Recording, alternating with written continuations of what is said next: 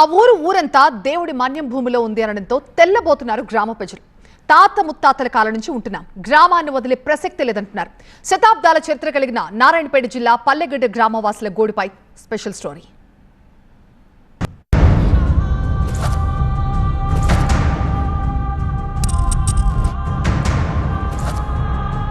రెండు శతాబ్దాల చరిత్ర కలిగిన గ్రామాన్ని దేవాదాయ శాఖ నోటీసులు వణికిస్తున్నాయి.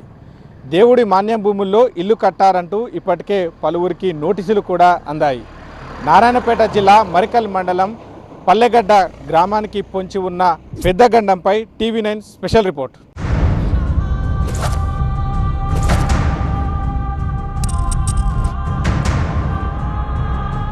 పుట్టిన గడ్డతో తరతరాలుగా పెనవేసుకున్న బంధం ఉన్న పళంగా ఊరు ఖాళీ చేసి వెళ్ళాలి అంటే ఎలా ఉంటుంది?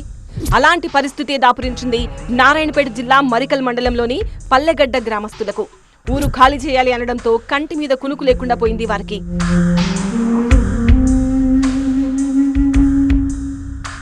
మరికల్ గ్రామ పంచాయతీ పరిధిలో ఉన్న పల్లెగడ్డ 2018లో గ్రామ పంచాయతీగా ఆవిర్భవించింది.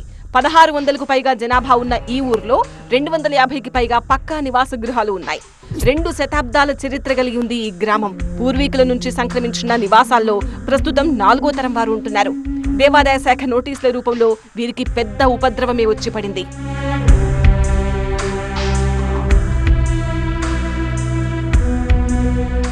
ఊరు మొత్తం దేవుని మాన్యం భూముల్లో ఉందని దేవాదాయ శాఖ చెబుతోంది. చిన్న రాజమూరు ఆంజనేయ స్వామి ఆలయ మాన్యం భూముల్లోని గ్రామస్తులంతా ఇళ్లు నిర్మించుకున్నారని కొంతమందికి నోటీసులు అందాయి. 2018లో ఇళ్లను వెంటనే తొలగించాలని దేవాదాయ శాఖ అధికారులు 11 ఇళ్ల యజమానులకు నోటీసులు జారీ చేయగా వారు నారాయణపేట కోర్టును ఆశ్రయించారు.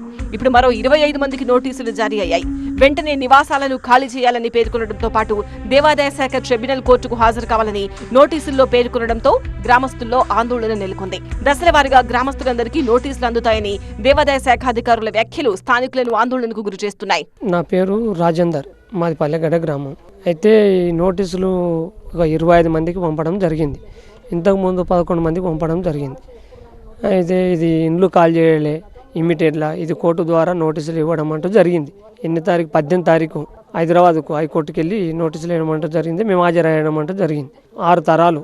6 తరాలకి వెళ్ళి మా తాతల ముత్తాతలకి వెళ్ళి ఇక్కడ ఉన్నటువంటి నివసిస్తూనే ఉన్నాం. 6 తరాల నుండి మేము ఈయనే నివసిస్తాం. మా పూర్వీకులు పెద్దలందరూ ఈయనే గుడిసెలు వేసుకొని ఇప్పుడు గట్టి పక్కా ఇండ్లు కట్టుకుంటాం కాబట్టి అది చూసి ఓర్వలేక మాకు నోటీసులు ఇస్తుండ్రు.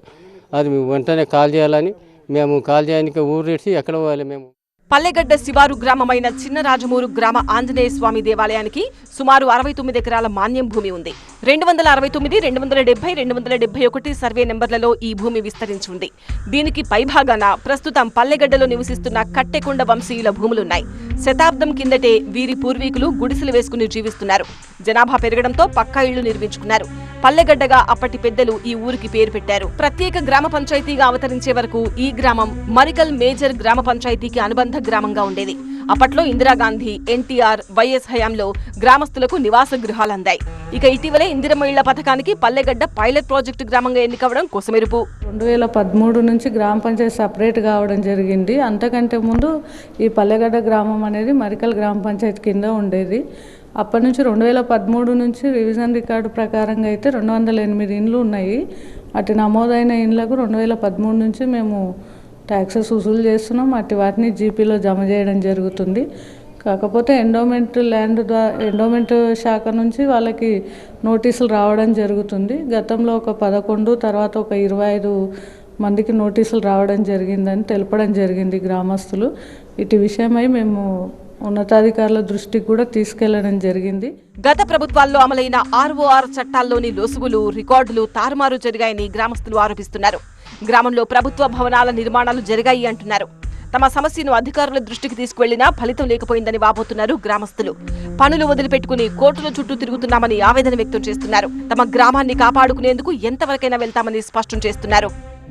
భూములు మావి, మా తాతలు ముత్తాతల నుంచి ఉన్నటువంటి భూమి మాది. ఇప్పుడు వచ్చి మీరు మాది అంటే మేము ఎలా ఒప్పుకోవాలి?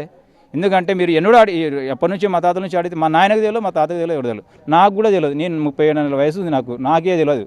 ఇప్పుడు మీరు 8 ఏళ్ళకి వచ్చి నా భూమి అంటే మా తాతల ముత్తాతల నుంచి అడిగింటే అప్పుడు మీ భూమి మీరు తీసుకుంటే మేము ఇంతగానం ఉండకుంటాం కదా. ఇప్పుడు మేము అన్నీ చేసుకున్నాక మీరు వచ్చి కూలి తగ్గొడతామంటే మాకు ఎంత నష్టం పడుతుంది. కాబట్టి మీరు ఈ విధంగా చేయడం తప్పు. పైన ఇంచుమించు 6 తరాలు 5 తరాలు లేదా 6 తరాలకు వెళ్ళి మేము మా తాత ముత్తాతలకి వెళ్ళి ఇక్కడ నివాసం ఉన్నాం. అయినప్పటికీ కూడా ఇప్పుడు ఇన్ని దినాలు లేనిది ఇప్పుడు వచ్చి మాకు ఎండమెంట్ భూమి అంటే 250 ఇండ్లు దాటి ఉన్నాయి ఇండ్ల మా ఊర్లే. ఈ ఊర్లే గవర్నమెంట్కి సంబంధించింది ఒకటి లేదంటే కూడా మేము ఇడిచిపెట్టిపోనికే తయారు. కానీ అన్నీ ఉన్నాయి కాబట్టి మేము ఇడిచిపెట్టి పోము. వాళ్ళు ఎంత వరకు తెగించినా కూడా మేము అంతవరకు సరే తెగిస్తాం.